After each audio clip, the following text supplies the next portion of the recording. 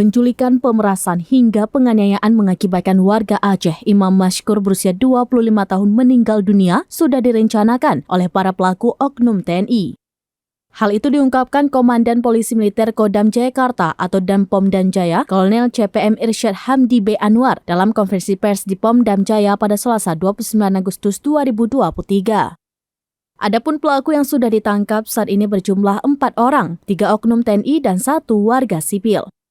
3 oknum TNI ini berinisial Praka RM, yaitu Rizwandi Manik, Praka HS, dan Praka J, mereka sudah ditahan.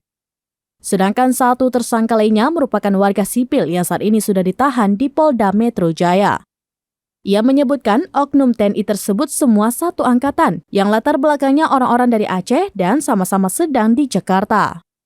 Karena itu mereka berkumpul untuk merencanakan melakukan penculikan dan pemerasan terhadap warga Aceh.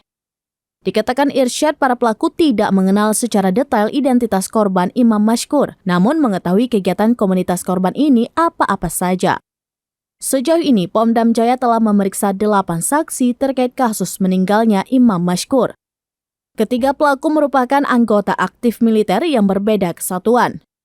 Praka Rizwandi Malik merupakan anggota Tawalis 3311 Ki Cewalis Batalion Pengawal Protokoler Kenegaraan atau Yonwal Protnek Pas Pampres. Sementara Praka HS adalah anggota Direktorat Topografi TNI Angkatan Darat. Sedangkan Praka J merupakan anggota TNI di Kodam Iskandar Muda Aceh.